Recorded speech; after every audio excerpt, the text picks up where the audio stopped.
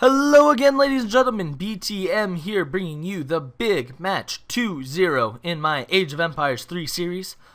If you want to go directly to the match, which will be a 4-on-4 on Large Jacan, what else? Look in the description. I will have a link to the time that the match starts, because right now I want to go through my Sioux deck.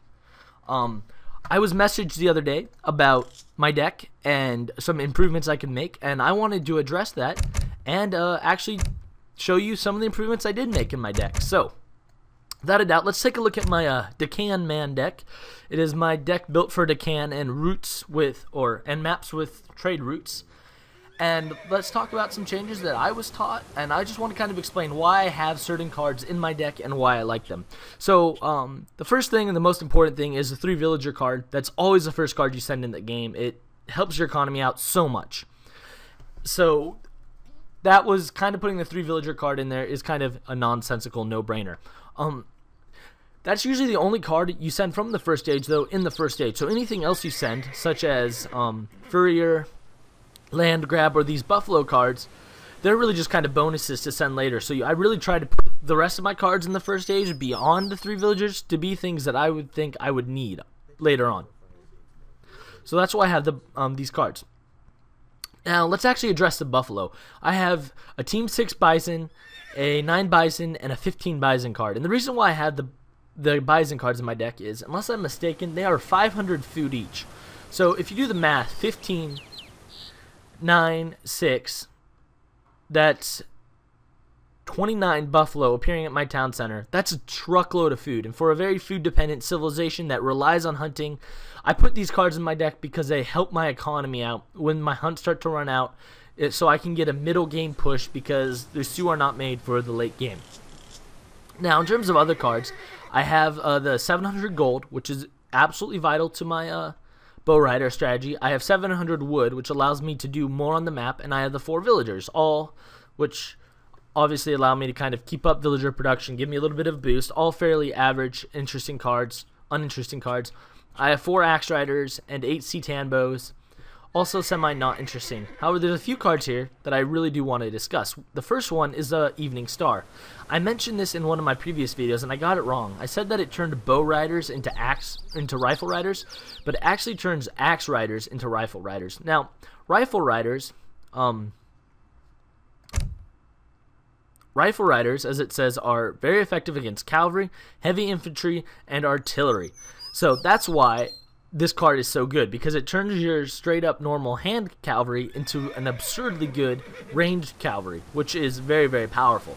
And so I have that card in my deck because even though I don't normally go rifle riders, if this is kind of a middle or long-term game and I have a good amount of bow riders, or axe riders, pardon me, in my deck, then I can turn them into rifle riders, and I'm hoping I'm making sense with that. Even though I start off going bow riders, I always usually have to make at least some axe riders to counter the skirmishers, so this allows me to, in a longer game, turn these axe riders into these bow riders, which are kind of overpowered. I do have 1 cavalry hit points card, and in terms of that, I know there's a few cavalry cards you can turn or put in there, including this all cavalry attack increased. I had the defensive card in there just because I'm a little bit more of a defensive player. I have the faster cavalry training card, fairly straightforward and normal stuff. And I have this card, which actually a user, and I don't have his name written down, so I feel like I'm kind of letting him down here. I'm sorry, user who posted this in the comments. I'll post you in the description. He told me about this card, the 3 trading post Travois.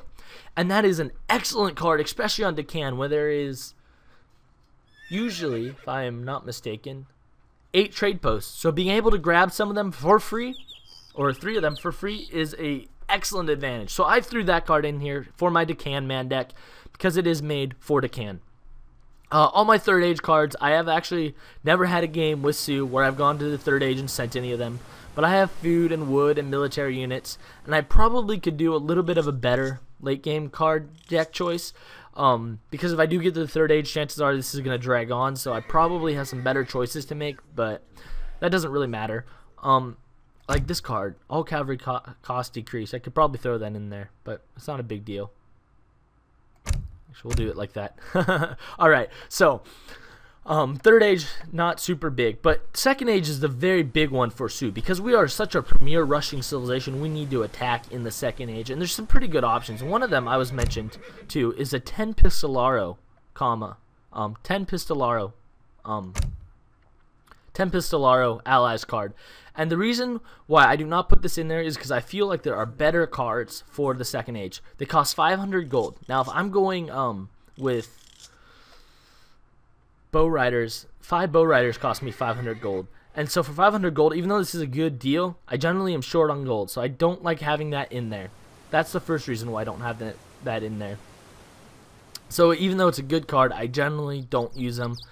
The second card I was alerted to, obviously, was the 3 trading post Travois. They are excellent. And the third card that this guy in this message told me about was the Black Arrow, which is somewhere over here. This one. And it makes native allies train incredibly fast. And while that's a pretty good card, especially for me, if I want to fight using mainly native allies, I generally don't fight using mainly native allies. Say that 5 times fast. And the reason why is because native allies are quite a pain to use, I guess, effectively, because you can only have 15 or 10 of them or so at a time. You have to have the food and wood to maintain, and it's a third age card. I generally don't need it or use it. I mean, in terms of cards that are good, though, let's look at the Wise Woman here. We put the Buffalo card, and even though I love this 12 Bison, I don't really have anything in my deck I want to get rid of.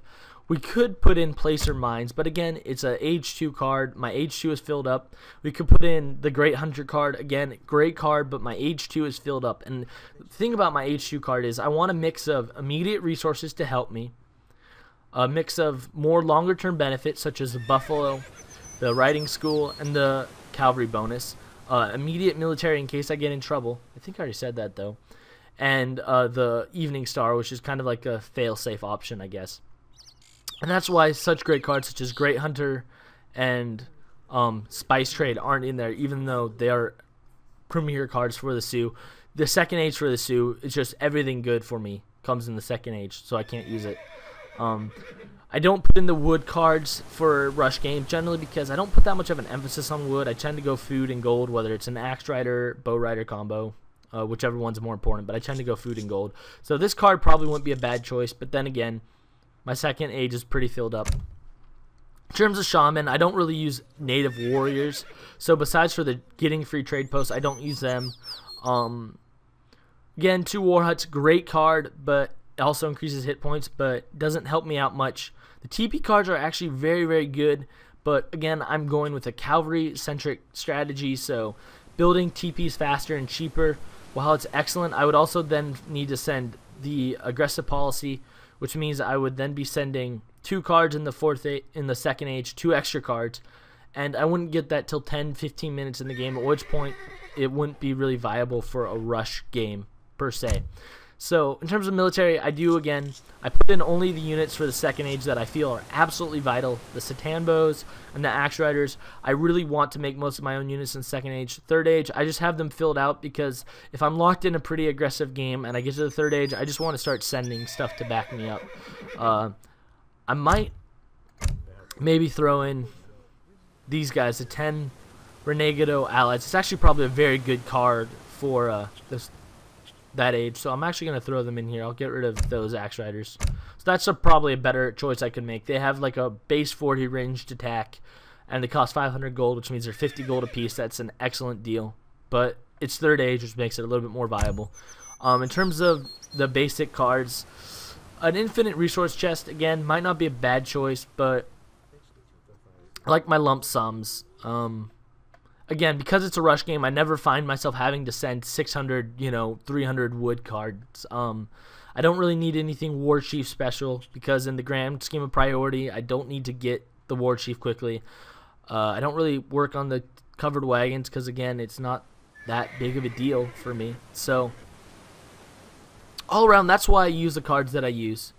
So, I hope that helps you guys understand the cards that I use and why I use it. I know I'm not the greatest player in the world, but I do try to think through the cards I use and try to make sure that whatever strategy I'm using, it will help me. And as you can see, I have several decks, and this is just for Sioux, which is a civilization I don't play very much, and I have 7 decks for Sioux alone. So that should tell you that I do spend quite a lot of time trying and adapting. But I just wanted to share with you kind of why I put in cards. And the thing about using cards in Rush Deck is you want cards that will give you a big benefit and help you win. And that's what I try to do. So thanks for watching this little preamble. Sorry it was long. Enjoy the match. Thanks for being by my side for 20 videos. I'm super stoked. And let's get to the game.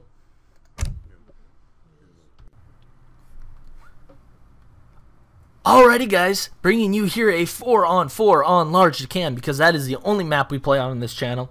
No, not really, but we do play on this way too much, no choice. I'm teamed up with a French, a Portuguese, an Iroquois, and myself, a Sioux, and we are going to ultra fast rush. That's right, we are in some deep trouble here if we allow those European civs to boom and turtle against us native civilizations. So, as Pink is boldly telling the entire team, we are going to rush. Now, I don't really have a rush strategy. I have a 15 villagers, make 2 corrals, kind of semi-slow rush, especially for the can when you start with extra resources. So I am immediately thinking, well, I can't do my normal strategy. Let's make up something new on the fly. What do y'all say? You say yes, I say yes, let's do it. So my plan in-game that I made up was I'm going to not send my 3 villager card to age up, and I'm going to age up with 10 villagers instead of the 15 I normally age up with. Use a fast age up and rely on the 200 wood I got from my home city to build 1 corral, send the 4 axe riders as fast as possible, and hopefully just get pressure on them and then pick up my economy from the other side of the second age. So let's see what we can do with that, guys. It's a little bit of a risky strategy. Like I said, I made it up in-game, so it's not quite smooth and flawless, because as I was getting units and doing what I wanted to do, I kind of decided on the fly how to play this game and what strategy I would use. I used my BigThunderMan deck, which we just went through, although without the changes I added, because I added those changes after recording this video. Sorry about that, guys. Sometimes I don't record things in the order they're presented. But, let's see. I am narrating this. I post-narrate. You guys know that. Sorry for the long conversation. I just got a little bit lost there. I grabbed the yaks to me right away. They're 500 food each when fattened up, so we're very, very excited about being able to steal a few yaks. Also, I'm really surprised that the Japanese player has not been all over the map grabbing the yaks. He needs them for his shrines. He really should be grabbing them, trying to find as many as possible, taking them back to his base, but he hasn't. So I will gladly take them, and I will love those yaks as if they were my own. I will let them sit in my teepee, and then I will ride them like they are a buffalo. Not really. I'll probably just eat them. Yak burgers for dinner, guys. Alrighty. Puns aside, though, we grabbed the yaks.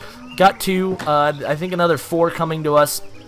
Making villagers not quite smooth, you may have noticed. I made a little bit of a mistake in terms of getting them pumped out, because I was deciding on the fly how many villagers I wanted to make to age up. I know, right? Pretty awful on my part, but I was deciding on the fly what I wanted to do. Yes. And it worked out. You'll see. It worked out decently, I guess. So I end up... Oh, wow. I only age up with 9 villagers. I don't even make it to 10. Alright. I lied, guys. I age up with 9 villagers, and I go for the super fast age up. So at 2 minutes, 30 seconds into the game, I am hitting the next age, and that is a very, very fast age up. I am not sending 3 villagers. Like I said, I am doing everything as fast as is humanly possible. So... keep grabbing more yaks. We gotta love those yak burgers. I have nobody on gold. I have shifted nobody to gold. I have 340 gold already from my original chest. So my original crate. Sorry, not my chest. So I haven't even bothered to go back and get more gold. And I am just making this up as I go along. Pink wants the cows, and I was about to send them, and then I realized, well, I'd have to send it around and about, and that seemed a little bit too difficult for me to do. So I'm not going to do that. I am instead just going to hold on to them. And the reason why I did that is because I felt it would take more time and attention to try to micromanage them and get them to pink than it would just to hold on to them and eat them myself and have some delicious yak burgers. Anyway, I sent the 4 axe riders as my first shipment, which I generally don't recommend, except the fact that we are super fast rushing, according to Pink, and I am merely obliging his orders. So I build 1 corral instead of 2, and I build it in my town center. I know that Pink wanted a forward base up there, but I decided to build mine in my town, and I like doing that with my corrals for 2 reasons. 1, it protects them. Sioux don't build a lot of buildings, And I generally, when I play this Sioux strategy, I don't gather a lot of wood.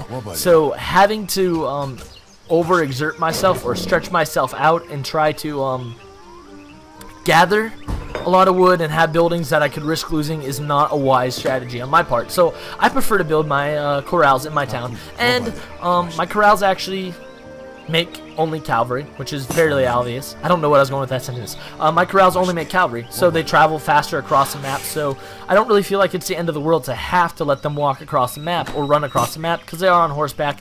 They're fairly quick units. So I keep making villagers. I now have 12, but I do have 3 bow riders coming, and we're going to make that 4, so then I'll have 8 cavalry pretty fast. Notice I canceled one of my villagers in queue. That way I could get another bow rider. You always want to make sure you maximize usage of the resources you have, and that is what I was doing there. So we got a pretty good forward base going. Everybody but me has a building there. You know, I'm such a rebel. I don't put buildings where you want me. Come on, I'm independent. So we got buildings springing up there. I really should have had a waypoint for those cavalry to run straight up to our forward base as soon as possible. A little bit of a mistake on my part, but not the end of the world. I mean, they're still building their buildings, and I have 8 cavalry on the map, so you can't complain, because I so far have done a pretty good job in terms of getting ready for our super fast, ultra awesome rush. Sorry, by the way, guys, if I sound a little bit excited. I already narrated this once, and I was not recording the narration, so now all of a sudden I know what's going to happen, and I'm all like, you know, super anxious about it and talking way too fast. So my apologies. Pink wants to explore, and I think at this point, well, I could go get him. That's what he wants. That's not a problem. So we'll probably go at least start putting pressure on the Japanese player. Even though I'm not a good matchup with Japan, I know I'll have allies backing me up. And now Green has 5 musketeers. Pink has some tomahawks, and that's about 25 men coming in. 8 cavalry, 5 musketeers, and probably 8 tomahawks. So that's at least 20, if not 25 men. So it's a pretty sizable army for this point in the game. They won't be able to stop us. I killed that villager immediately. I noticed she was building a wall, and I'm like, well, that's just not going to fly. You're not going to build a wall on us. 6 minutes into the game, we have about 20 units marching their town. In come some Ulanes, and I am going to use my cavalry to micromanage and take them out as fast as possible. Bow riders for the win. I actually use my cavalry almost as a meat shield this game for Green, and well, Green specifically. You'll see what happens. Pretty much the entire game, I try to keep them alive as much as possible, and I try to sponge the cavalry attacks from the Ulanes, because if those Ulanes are allowed to run rampant or in a mass, we're going to be in some serious trouble. So I try to kind of keep it locked down a little bit. So at this point, though, look at this. We got literally 4 armies, and even though we're each contributing some men, it's multiplied by 4, which actually makes this quite a formidable force. I see at this point their units run into the town center, so I actually move my army around to the other side, hopefully just so I can kind of keep some units from running away. Unfortunately, I think the town center is actually firing on my cavalry. I know, right? Why me? But it's okay. I'm a team player. I'll let it happen. In comes some of Yellow's musketeers, and we all pretty well just immediately say, hey, let's go get them, take them out.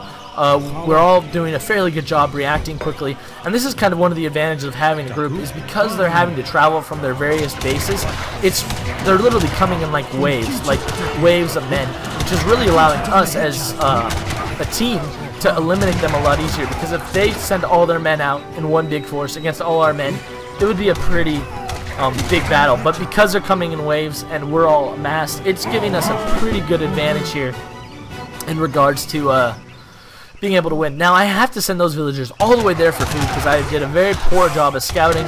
I was very concerned and wanting to make sure the rush was executed as quickly as possible. You may have noticed at this point, all my cavalry that was on the map is dead, unfortunately. So I'm making more and waiting for them to come, but my teammates are holding up the slack. I end up sending 7 villagers in right away. I want to kind of pick up my economy a bit. I didn't age up with as many as I normally do, so that's kind of what's going on there. I run away, actually, and his musketeers follow me, allowing them to be killed by Pink's tomahawks, so that of course worked out excellently. Again, they're just an advantage of fighting in numbers. So both yellow and I actually pretty much at this point have no men on the battlefield. Green and pink are kind of picking it up for us, but we got more men coming. It's a good, strong cavalry presence. That's what matters, right? So I'm low on wood, or I'm low on gold, pardon me. So I keep making axe riders, or I start making axe riders, I should say. And we're getting this show on the road. We end up destroying Blue's Wonder Shrine, or his shrine that's, you know, his wonder that is a shrine and makes all his other shrines better. We destroy his barracks. At this point, we got a pretty good tempo going in terms of offense. We're going to need to make sure we carry it and we don't squander our opportunity. But all around it looks pretty good. In comes some more men. I send my cavalry back to back up green because I don't want green to pointlessly lose some musketeers in a fight that we could easily win without losses if we all paid attention to and attacked. So that's why I send those cavalry there back. I keep making more units. The advantage of having sent those 2 cards, I now went from a villager population of around 20 to 30. So that'll definitely help me make more cavalry and support my economy in terms of having to make sure to spam more units as this game progresses. Although spamming's generally not smart, but you know, gotta do what you gotta do. Again, I'm trapped for resources, bad scouting. I'm not even worried about hurting things near us. And the reason why I'm not worried is because we have such a distinct advantage in this game in terms of like having destroyed a town and pushing on to the next one. I don't think I need to worry about raiding or map control, which probably isn't very smart. I let my cavalry there, by the way, go sponge all the physical attacks from the lanes. I know that my cavalry is more expensive than Green's musketeers, but I also know that my cavalry is not a good siege unit. So if he loses 15 musketeers attacking and I lose no cavalry, then even though my cavalry, which is more expensive and probably powerful, is alive, they won't be able to burn up buildings very well. So that's why I let my cavalry kind of be the front men there. I didn't want to let the musketeers, which could actually start sieging stuff effectively, die. Because I wanted to protect my cavalry. Doesn't mean we should let our cavalry die, but just meant in this case, I know that bow riders aren't made to siege, so I didn't want them to die. I noticed immediately that there's some crossbowmen over there. We're gonna send our bow rider or our axe riders in there to go take out those crossbowmen. Hopefully, get a little bit of some micromanagement there and kill them, because since we have such a big musketeer mass, we don't want the crossbowmen to get some lucky kills here. So notice we managed to kill 2 or 3, 4, 5. We managed to kill a fairly good amount of crossbowmen, and it's really allowed Green to really thrive and kind of have this growing musketeer horde, since I've been sponging all the losses for the units. But that's fine. Again, it's not a big deal. Purple at this point does start to raid, walks into my town. I call the town center I call the town center Bill. I'm able to kill one of his cavalry, if not 2, I believe, here. And then I just send all my men out. So, again, not a big deal. Did absolutely nothing. It's too little too late in this game in terms of value and effect. I send in more cavalry. Again, I don't have a whole lot of cavalry at this particular point in the game. I've let most of them die trying to stop crossbowmen or lanes from killing other units, but again, not a big deal. I start to build a corral in the middle of the map just because I want to take map control. I don't want them to run to the middle and just start eating all those delicious resources. So that's kind of what I'm doing there. And then I see here Red running away with some settler wagons. So I immediately keep tracking them, keeping an eye on them as far as I can see, and I'm going to send my axe riders around to go back and hopefully trap them, haunt them, and kill them. Blue at this point has quit, yellow has quit, which makes sense, so it's really just purple and red. And they're both going to be out fairly soon. And in comes red thinking he's fine, and boom, there we go, there's some axe riders. And that really made me really happy to be able to do that. And at that moment, red quits, and purple will quit, pardon me, very, very shortly thereafter. So it was a good game. I experimented. I kind of made up a little bit of my own strategy in order to win the game. I don't recommend generally sacrificing economy for an attack, but in this case, it was the right thing to do. It worked out fairly well. I was able to get out 8 cavalry units before anybody else had any other units, and because we were in a mass in a 4v4, it really made it worth it. In a 1v1 or a 2v2, I probably won't recommend it, simply just because I don't think it would have enough impact on the game. But when they each had, 5 musketeers, having those 8 cavalry I felt was a really good decision, considering the fact that lanes were attacking. My army didn't do so hot in terms of units killed. It was dead even, 32-32, but it really allowed Green, if you look at him, to have a 64-75. And to do that with the Musketeers, which, let's be honest, aren't the greatest unit in the history of the world, it was good that we allowed those Musketeers to really clean up and burn lots of buildings, because my cavalry just... bow riders aren't made to kill units. So it was a fairly good game all around. Thank you guys so much for watching. Can't believe we got into 20 episodes, 70 subscribers. It's crazy awesome. I just wanted to point out really fast that I have redone all my old in-game titles. So if you want to go look at a specific game or find like a specific civilization, it's really easy to do that now in the playlist. So thank you so much for watching. I'll catch you guys all next time, and until I see you again, good game and happy hunting.